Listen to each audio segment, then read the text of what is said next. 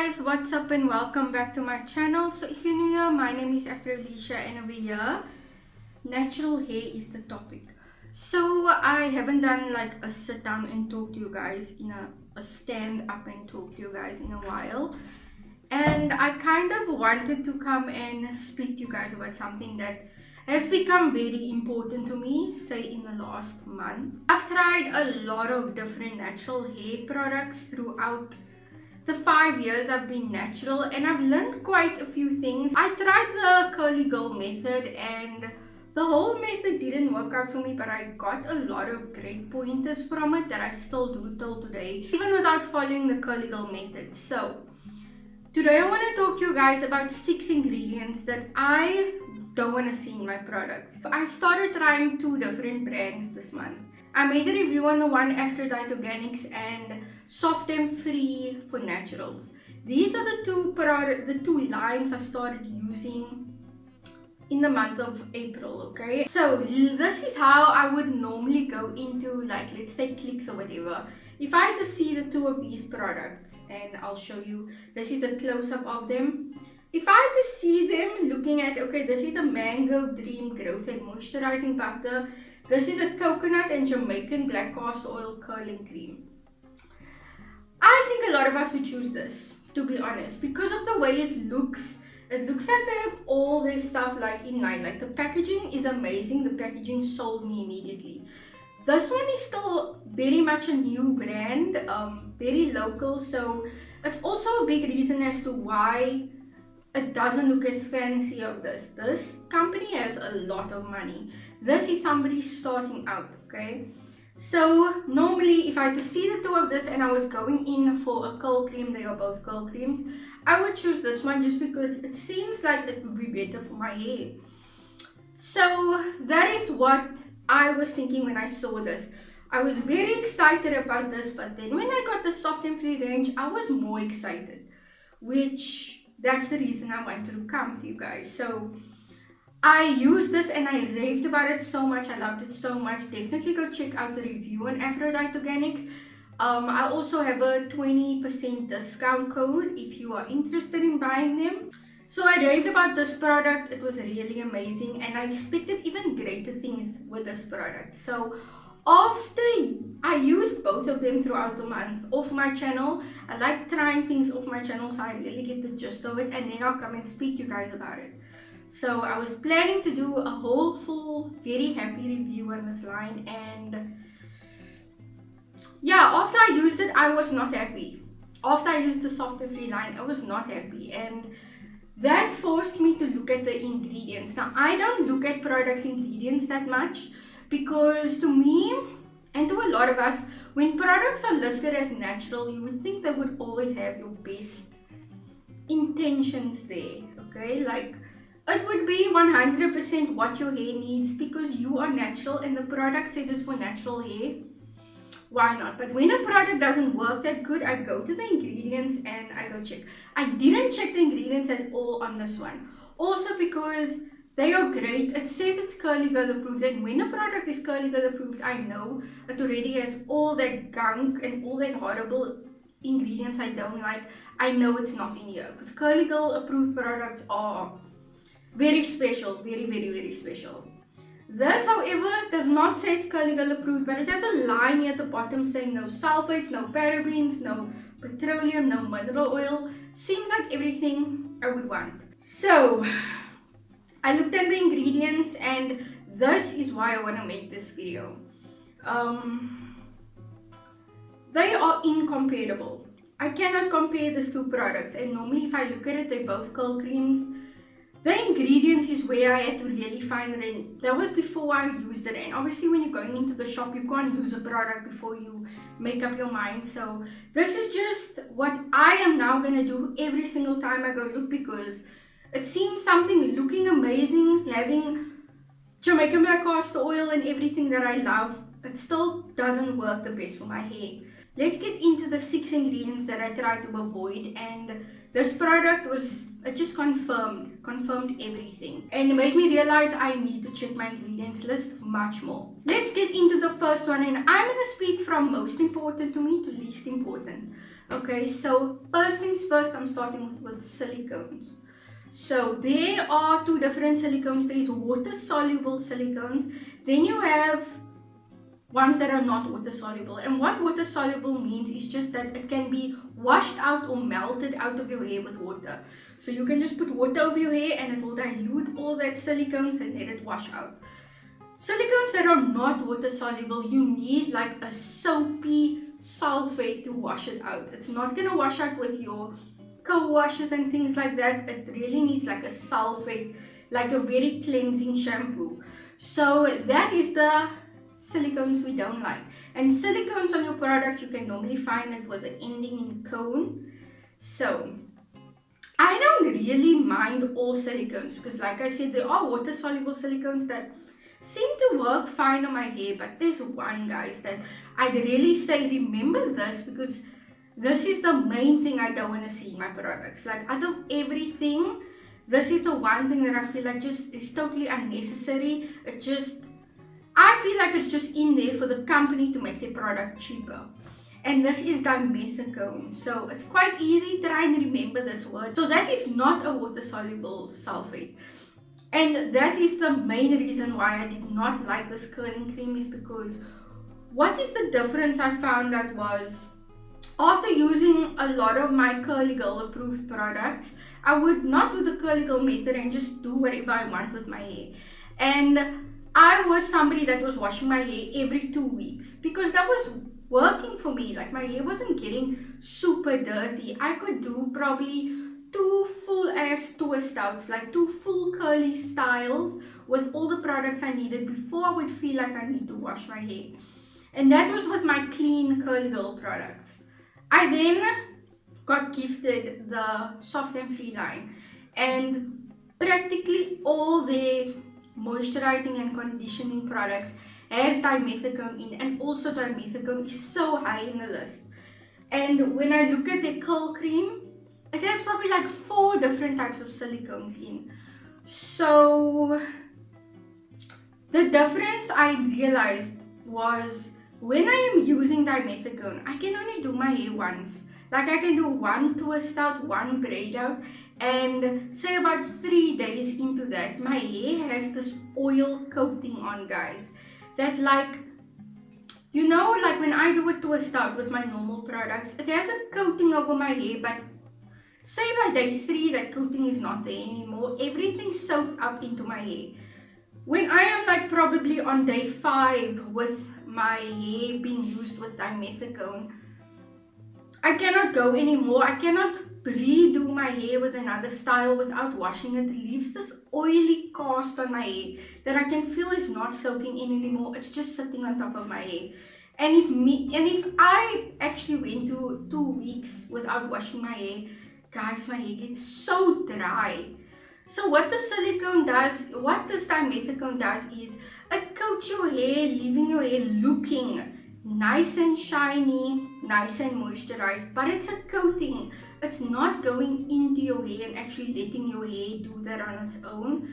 It's gonna shine and everything while it's on your hair, but it does nothing for your hair. It's not like a natural oil that is going to go on your hair and it's gonna shine and it's gonna seep into your hair and your hair is gonna have that shine on its own. Dimethicone is not that. It's gonna sit on top of your hair, act very shiny, and kind of build up. That's kind of what it does. Also, you use much more products when you are using silicone. I felt like the products don't soak into my hair as much. It more sits on top of my hair than soaks in, compared to when I use clean products without silicone. It really gets into my hair. My hair doesn't have that oily cast all the time, and my hair actually really does look moisturized, even without it having that very sticky, oily feeling that a lot of these products with dimethicone has. It feels really good, it looks really nice, dimethicone, but it's not doing anything beneficial for your hair. Next, we're going into sulfates, and I didn't want to put this high, but it is quite important. So I very much still use sulfates in my hair because I find myself with products that have maybe some silicones I don't want to use in. When you are washing your hair, any type of wash day, it's kind of traumatic for your hair. Your hair doesn't want to be touched, it wants to be left alone. So cleansing it, it's a little bit traumatic. So you want to try and be as gentle. Sulfates is the opposite of gentle. Sulfates is really gonna get everything off your hair. If you are somebody that's using silicones, you have dimethicones and stuff in some of your products, don't feel bad about using sulfates, because that's the only way you're gonna get it off. They kind of hand in hand. If you're gonna use silicones, you must use sulfates. So if you're gonna cut out completely of the silicones, you can also cut out completely of the sulfates. So that's why I would say stick with products that look kind of natural, but then you're gonna have to use sulfates to actually kind of cleanse it out. Or stick with 100% natural products. You don't have to use sulfates to wash it off, because all of the things in here is water soluble. It can be washed off quite easy without a harsh sulfate shampoo. And these lines normally come with a nice moisturizing shampoo. The one that I have is very moisturizing, goes with this, and yeah, I'm just happy. Also, by using clean hair products, it also just gives you peace of mind, because now even if I'm maybe just using a leave-in with dimethicone, all my other products are clean, I still feel like I must use the sulfates. And when I use sulfates, it is more of a drying wash. It leaves your hair like, you know, that squeaky clean feeling, to a point where you're kind of a bit scared to detangle. That is what sulfate washing does. The normal co-washes and maybe a moisturizing shampoo should not have sulfates, but still should get your hair nice and clean if you're not using silicones. So they really work hand in hand. You need to cut out the one in order to cut out the other one. Next, we're going into parabens, and I don't even know if I'm saying this right, parabens, whatever. But this is kind of things that they put in your products for longevity, meaning it can stay on the shelf for super long and you can keep it in your house for super long. That is actually the one thing about more natural products. The smell will even start to change because it's like all natural in there. But unlike other products with parabens, that can stay on the shelf much longer. But there is some connections between that and cancer, guys. It's not like fully said that parabens give you cancer, but there's certain things in the parabens that lead to cancer. It could lead to cancer. So yeah, we just want to stay away from that just to be safe, to be honest. So yeah, that is the whole thing on parabens. And a lot of the times, a lot of natural products don't have parabens in. It's normally sulfates. It's sulfates and silicones that I think that you really need to look into. A lot of times they will tell you that there's no sulfates and there's no parabens. Very seldom have I seen products coming out saying there's no silicones, unless it is Girl approved. So really take note and see if you see something with cone at the end, you know it's a silicone, and then you can just Google it to check if it's water soluble or not. That's kind of what I do. Next, we're going into something that is kind of a little bit popular. So the next thing we are talking about is mineral oils. So I didn't know why we weren't supposed to use mineral oils up until I actually went into the research about what it actually is. Oh my word, I can't believe we're using it on our hair. But anyway, mineral oil is literally derived from petroleum. It goes through a lot of processes to get the oil out of that, and that is what mineral oil is. It literally is like car oil. So what mineral oil is, it goes on your hair. It kind of reminds me a lot like silicone. Goes on your hair, leaves it looking nice and moisturized, makes it feel a little bit soft, but it's doing nothing to your hair. It's also something that just builds up on your hair. It's not adding any benefit, it's just looking like it's benefiting your hair. I hate things like that. Why not just use hard shea butter, hard coconut oil, like a hard butter? Rather use that. It's going to do the exact same thing with added benefits. Unlike using a car oil on your hair just to have it look soft, where it's not really benefiting. Everything I want to use on my hair is natural hair. Like, I don't just want a gel that's going to give me the gel look. The gel must also have some ingredients in there that it's beneficial for me to use it. Because there's so much other products where I could get the same thing, but there's also very moisturizing and beneficial ingredients in there that the gel, that is what I'm buying it, but I'm getting all this extra goodness going on to my hair. Whereas like mineral oil, there's no goodness in there, like literally, it's just grease. yeah, it can maybe fight off like humidity or whatever, but it's kind of like a blocker, but it's still not doing anything to your hair. Where you can still get those type of things that can block humidity, you still get those hard oils that you want. Like mineral oil normally comes in like a hair food type vibe, so you can still use that like hard butters, get the same look, the same feeling with benefits, and will just leave your hair in a better state after. Next we're going into Sulfates, guys. I don't know how to say this word, I'll put it right there.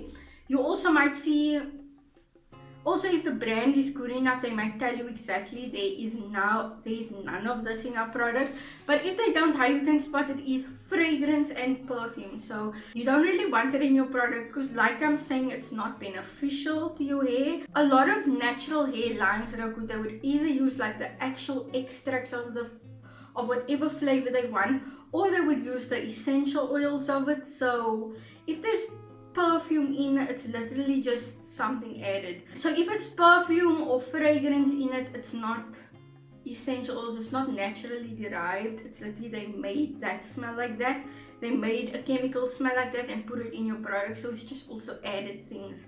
The last one I'm going to go into is also just something that's added, no benefits, kind of just also adds to build up, is colorants in your product. So guys, no natural hair product that is 100% natural is gonna look like this. What I would say for colorants, it's like a marketing vibe. It's got nothing to do with really the hair. It's all about like I said, how good the packaging might look. It's also got to do with how good the insides might look, and it's where it's not really beneficial. It's just like, this is colored mineral oil, guys, for natural hair. Why? Anyway, so I didn't want to poop too much on another hairline. I kind of just showed you snippets of a hairline that I kind of clearly do not like that much. But yeah, I just wanted to bring this to you guys just to show you that not everything that glitters is gold. Sometimes something made locally and something made less extravagant, something that's less extravagant, that doesn't look as appealing, works so much better for your hair, guys.